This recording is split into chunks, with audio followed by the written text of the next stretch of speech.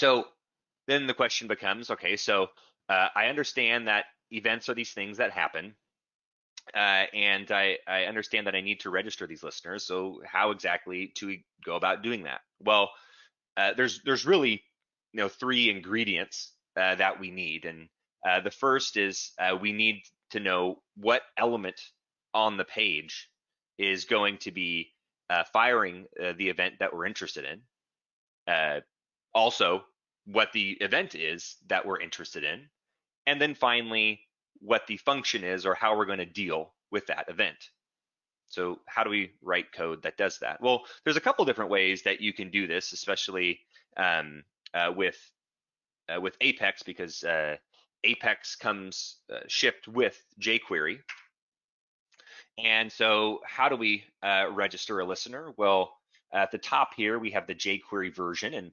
And if you're not familiar with CSS selectors, that very first line, it says pound p2 name. That's just saying find an element with the ID of p2 name and return it for me. Then we're going to clarify that we want to register an event listener by calling the on function. And we're going to clarify what event we want to listen to. In this case, we're listening to change. And then we're going to provide the function that does the work when that event happens. And in this case, we're not really doing anything very interesting. We're just going ahead and call console.log and just write out to the screen that something has happened. If you don't want to write jQuery and you would just want to leverage the powers of vanilla JavaScript, you can do that. In this case, we can use the getElementById function off of the document. We can find our element by ID, and then instead of calling in jQuery, we called the on method. In vanilla JavaScript, there's an add event listener method that we can invoke. But notice that it looks very similar in this scenario. I guess that's one thing that I do want to mention, just as a JavaScript developer in recent years. Vanilla JavaScript is becoming much more capable and easier to work with. The major problem is that it just depends on which browsers you need to support. So if you're still have a IE old version of IE that you need to support, well then I would say definitely leverage jQuery, because it's going to help make sure that everything just works as you would expect. And but if you're starting to just support only newer browsers, well then you could actually start writing some vanilla JavaScript to solve these problems and don't necessarily need jQuery.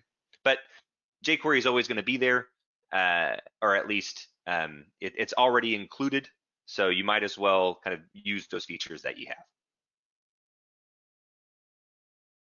Let's actually go ahead and just take a look and see what this code looks like in an application. So here I have an item, and it's called P2 name. And I just want to inspect this element for a moment for you. And I'm going to go ahead and right click on this element and say inspect element. Over here on the right hand side, I just want you to observe. Let me try to make this a little bit bigger for you. That this input here has an ID of P2 name. And so we're leveraging this attribute, this ID, in order to clarify to the browser, this is the input that we want to listen to. I'm going to go ahead and bring up my console now. And I'm going to change the value. We'll type king, and I'll tab out, and notice that it says item changed. Cool. If I click in the field and it loses focus, the event doesn't fire. The event only fires if I modify the value in some way and leave. And it might have been hard to see there, but you can see the number 2 here, which means that this same log has happened twice. And if I change it again, you should see this number bump up to 3, and of course it does. Well, where do so I mentioned that you can add an event listener, but where exactly should I put that code? Let's go ahead and edit this page. So there's a couple different things that are going on here that I just want to mention. And that is, when you look at a page has a JavaScript section, and there's kind of 3 key properties that we can use.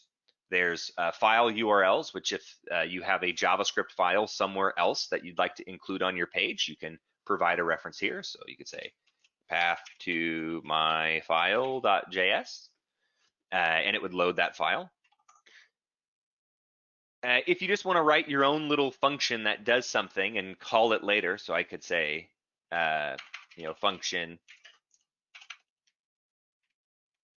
my function, and we could do something here. I can make a declaration, and then finally there's this execute when page loads, and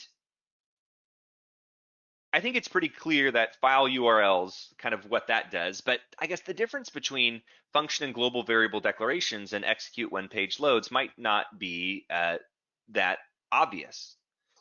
Basically, what this comes down to is if what you're doing requires you to interact with an element on the page, and you want to make sure that that element has been rendered to the screen and is ready for you to interact with it, you are going to do this. You're going to do this in the execute when page loads property. And if you look at this code, you can see that I'm going to the document, I'm getting an element by ID, and I'm specifying a particular ID to go fetch. It must be here in execute when page loads, because this is going to guarantee that the P2 name item had the opportunity to render to the screen. It's kind of waits for the appropriate time. Function and global variable declaration. In recent versions of Apex, this still might work, but that's just a coincidence that it will work. It's not necessarily the most reliable way of doing this.